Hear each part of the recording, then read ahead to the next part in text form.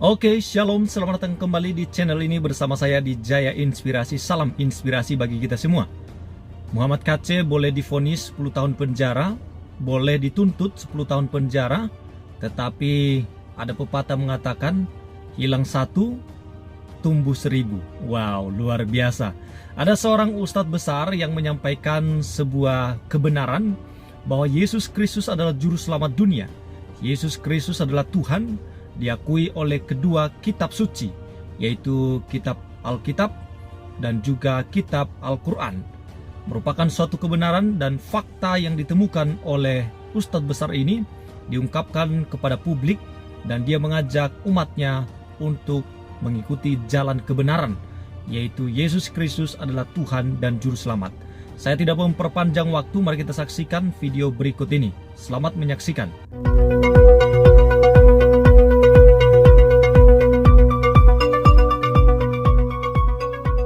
Dalam Al-Quran, di Quran surat Al-Imran 3:45, itu tertulis di sana. Dikatakan begini, saudara, It's qalatil malaikatu ya Maryamu innallaha yubassuruki bi kalimatin min husmuhul masihu isabnu Maryaman wajihan fid dunya wal akhirah.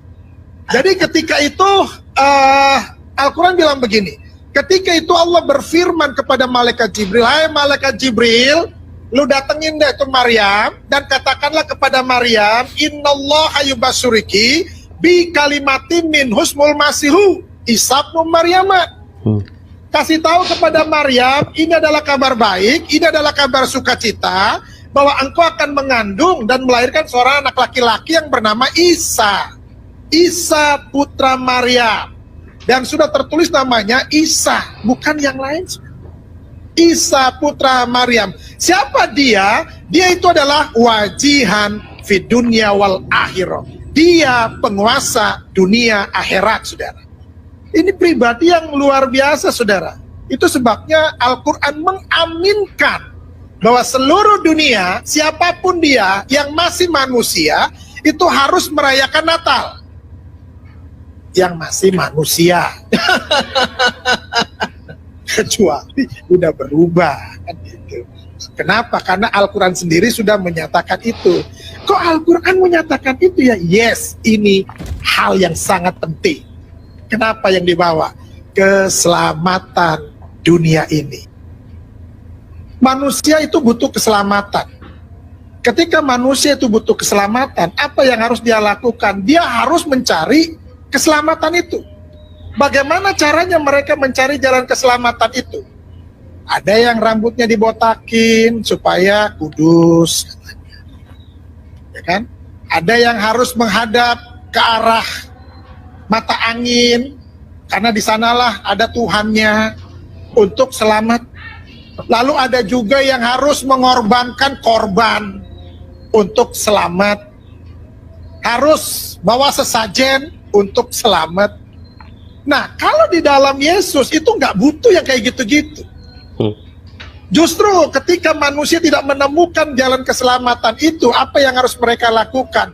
Mereka harus mencari yang namanya sirotol mustaqim. Jalan keselamatan itu penting bagi manusia.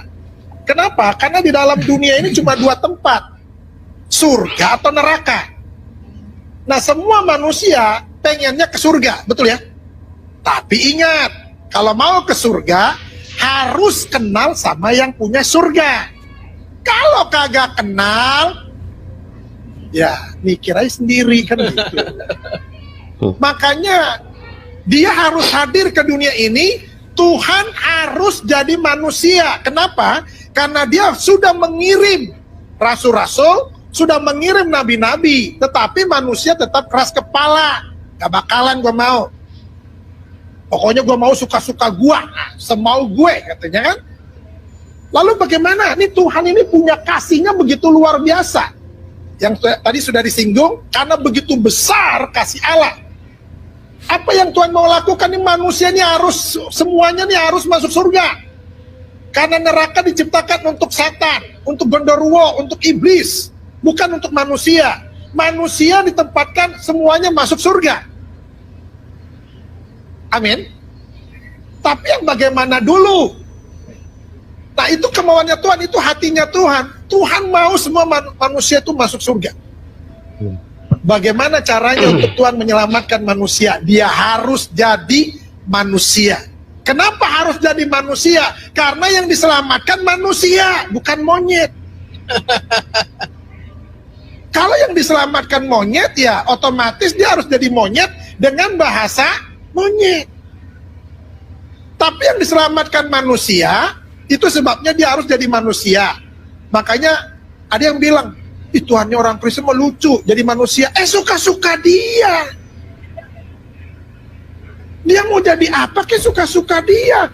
Ya puji Tuhan, yang diselamatkan target utamanya adalah manusia, maka dia harus jadi manusia dengan bahasa manusia, dengan gaya hidup seperti manusia. Nggak mungkin dia datang sebagai roh. Kenapa? Ngeri. Ada suara nggak ada wujud. Budi, ada suaranya, tapi nggak ada wujudnya. Bahaya kan ini? Nggak mungkin juga dia tiba-tiba datang, cring, jadi manusia dewasa. Kenapa? Karena manusia selalu mencari silsilah. Dia anak siapa? Bapaknya siapa? Tapi ada tuh yang model kayak gitu, Bang. Ada ya? Mr. Bean.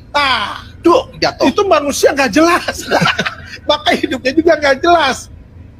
Yesus harus jadi manusia dengan bahasa manusia. Untuk tujuannya cuma satu, manusia harus diselamatkan dan dibawa ke surga.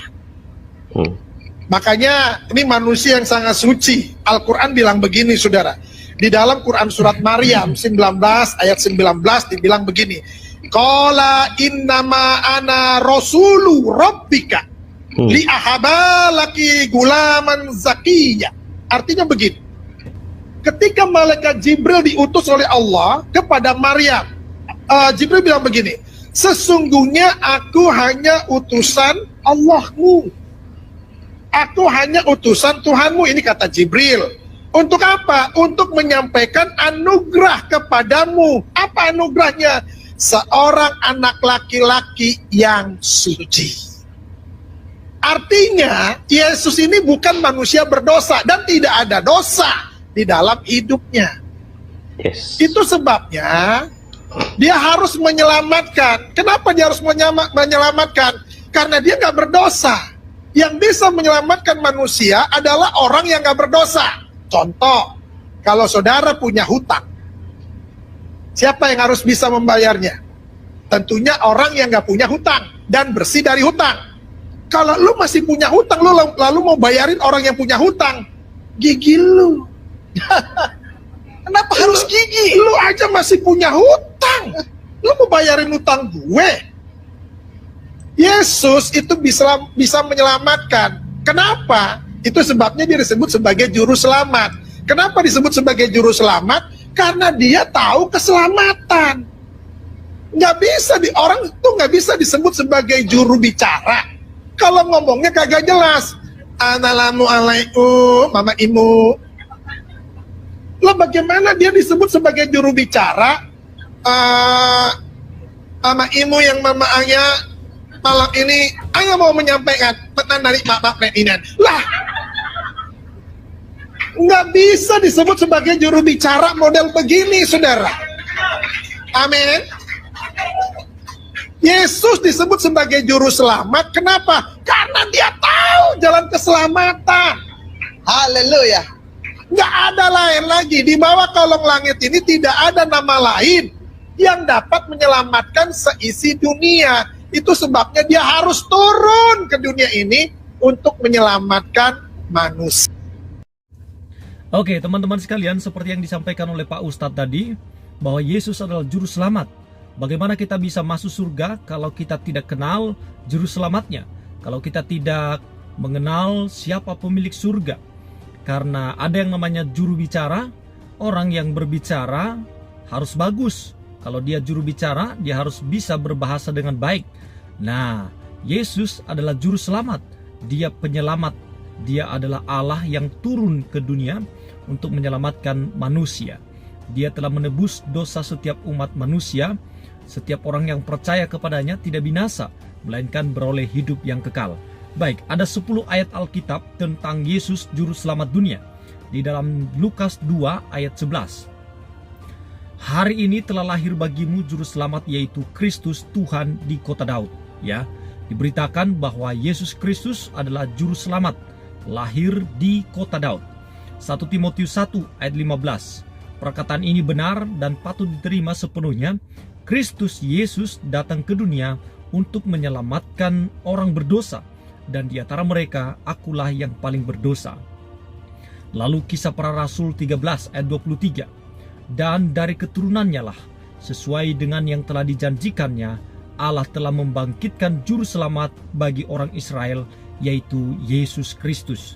Jadi jelas sekali ada ayat-ayat Alkitab yang mengungkapkan bahwa Yesus Kristus adalah juru selamat dunia yang menyelamatkan manusia dari dosa. Lalu di dalam Titus 2 ayat 12 sampai 14. Ia mendidik kita supaya kita meninggalkan kefasikan dan keinginan-keinginan duniawi, dan supaya kita hidup bijaksana, adil dan beribadah di dalam dunia sekarang ini, dengan menantikan penggenapan pengharapan kita yang penuh kebahagiaan dan penyataan kemuliaan Allah yang maha besar dan juru selamat kita Yesus Kristus, yang telah menyerahkan dirinya bagi kita untuk membebaskan kita dari segala kejahatan dan untuk menguduskan bagi dirinya suatu umat kepunyaannya sendiri yang rajin berbuat baik. Wow, luar biasa ya. Lalu Matius 1 ayat 21. Ia akan melahirkan anak laki-laki, dan engkau akan menamakan dia Yesus, karena dialah yang akan menyelamatkan umatnya dari dosa-dosa mereka. Jadi Yesus dengan sangat jelas dikatakan oleh Alkitab, dia adalah juru selamat, dia penyelamat manusia. Di dalam Kisah Para Rasul 4 ayat 11 sampai 12, Yesus adalah batu yang dibuat oleh tukang-tukang bangunan, yaitu kamu sendiri, namun ia telah menjadi batu penjuru, dan keselamatan tidak ada di dalam siapapun juga selain di dalam dia. Sebab di bawah kolong langit ini tidak ada nama lain yang diberikan kepada manusia yang olehnya kita dapat diselamatkan. Jadi tidak ada keselamatan di luar daripada Tuhan Yesus. Kalau mau masuk surga, jalan keselamatan hanya ada di dalam Yesus Kristus, bukan ada di nabi-nabi lain, tetapi ada di dalam Yesus Kristus. Di dalam Efesus 5 ayat 23, karena suami adalah kepala istri sama seperti Kristus adalah kepala jemaat, dialah yang menyelamatkan tubuh. Jadi dia adalah penyelamat. Filipi 3 ayat 20, karena kewargaan kita adalah di dalam surga, dan dari situ juga kita menantikan Tuhan Yesus Kristus sebagai juru selamat. Jadi jelas sekali. 2 Timotius 1 ayat 9 sampai 10. Dialah yang menyelamatkan kita dan memanggil kita dengan panggilan kudus, bukan berdasarkan perbuatan kita, melainkan berdasarkan maksud dan kasih karunia-Nya sendiri yang telah dikaruniakan kepada kita dalam Kristus Yesus sebelum permulaan zaman, dan yang sekarang dinyatakan oleh kedatangan juru selamat kita, Yesus Kristus, yang oleh Injil telah mematahkan kuasa maut dan mendatangkan hidup tidak dapat binasa, yang tidak dapat binasa. Lalu satu ayat lagi, 1 Yohanes 4 ayat 14. Dan kami telah melihat dan bersaksi bahwa Bapa telah mengutus anaknya menjadi juru selamat dunia. Jadi teman-teman sekalian, jelas sekali bahwa Yesus Kristus adalah juru selamat dunia. Dia menyelamatkan manusia. Yang bisa menyelamatkan manusia dari dosa adalah hanya orang yang tidak berdosa. Nah, Alkitab katakan upah dosa adalah maut. Jadi setiap dosa upahnya itu maut, yaitu masuk dalam api neraka yang kekal. Sekecil apapun dosa itu upahnya maut. Jadi kita mencuri sedikit saja, ya mungkin kita hanya curi ayam, tapi itu sudah cukup untuk membawa kita ke dalam api neraka yang kekal. Sekecil apapun dosa kita, karena Allah Bapa adalah sempurna, surga itu adalah tempat yang suci sempurna, tidak bisa terkontaminasi dengan kenajisan, dan dosa sekecil apapun tidak bisa masuk di sana. Nah, manusia ini kan tidak ada satupun yang pernah lahir tanpa ada dosa. Semua manusia telah berbuat dosa dan telah kehilangan kemuliaan Allah. Nah, untuk kita bisa menjadi manusia yang suci dan kudus, kita harus mendapatkan kesucian itu dari Yesus Kristus. Dia menyucikan kita dari darahnya yang tercurah di atas kayu salib. Dia mencucikan kita, dia menggantikan kita. Dia adalah manusia yang suci, yang kudus, tidak ada cacat celah sedikit pun, tidak ada dosa di dalamnya. Alkitab menyatakan itu. Dia adalah Allah yang sempurna dan juga dia adalah manusia yang sempurna. Nah, karena itu hanya dialah satu-satunya juru selamat yang dapat menyelamatkan kita dari upah dosa.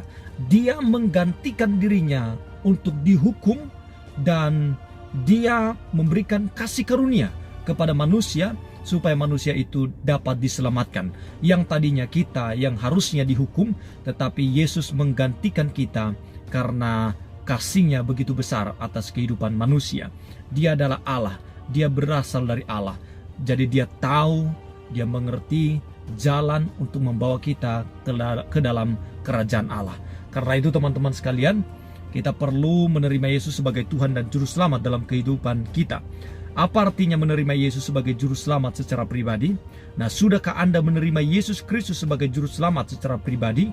Sebelum Anda menjawab, izinkan saya menjelaskan pertanyaan ini, ya. Apa artinya Yesus Kristus sebagai Juru Selamat secara pribadi?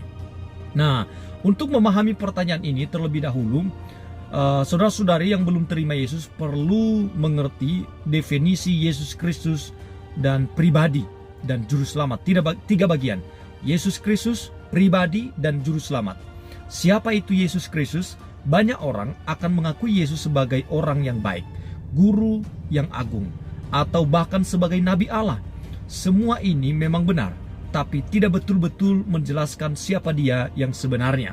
Alkitab melalui 1 Yohanes, di dalam kitab Yohanes 1, ayatnya yang pertama sampai 14, menjelaskan bahwa Yesus Kristus adalah Allah, Putra yang lahir, ya, Allah yang lahir menjadi manusia. Allah Putra datang ke dalam dunia ini untuk mengajar, menyembuhkan, memperbaiki, mengampuni, dan mati untuk kita. Yesus Kristus adalah Allah, Sang Pencipta, Tuhan yang berkuasa. Sudahkah engkau menerima Dia? Kalau teman-teman belum pernah membaca kisah daripada Tuhan Yesus, silakan membacanya di dalam kitab Yohanes. Ya, mulai dari kitab Yohanes. Apa itu Juru Selamat dan mengapa kita membutuhkan Juru Selamat? Alkitab menjelaskan bahwa semua manusia telah berbuat dosa, melakukan hal-hal yang jahat seperti yang terpapar di dalam Roma 3 ayat 10 sampai 18. Sebagai akibat daripada dosa itu, manusia pantas menerima murka Allah atau penghakiman daripada Allah.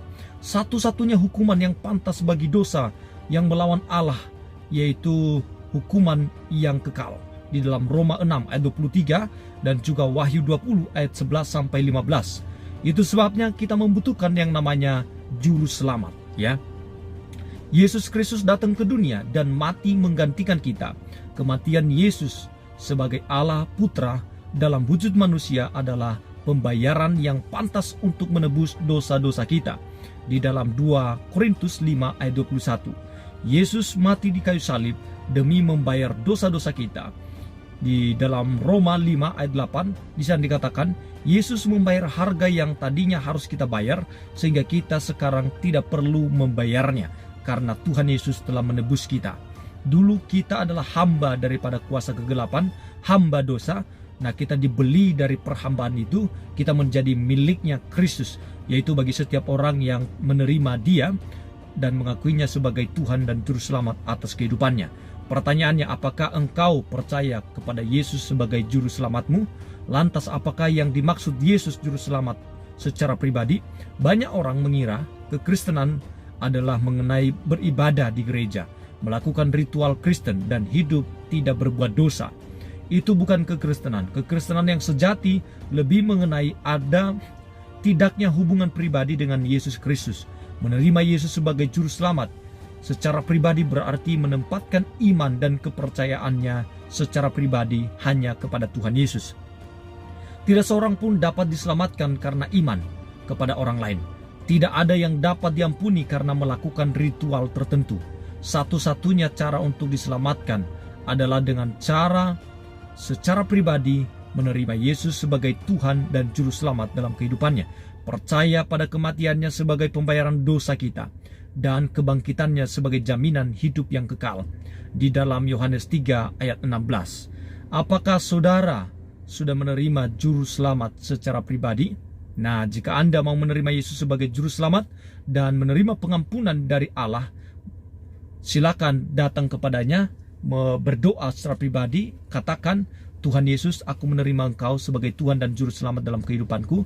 Bertahtalah, aku mengakui aku orang berdosa, tetapi di dalam Engkau aku mendapatkan penebusan. Itu saja, terima dia, akui dia, dan undang dia masuk dalam kehidupan saudara. Roh Kudus yang akan membimbing saudara untuk melakukan apa yang baik dan benar seperti yang Tuhan Yesus telah peragakan 2000 tahun yang lalu. Cara hidup yang benar hanya kita temukan di dalam Yesus Kristus. Sekian dan terima kasih. Tuhan Yesus memberkati kita semua. Amin.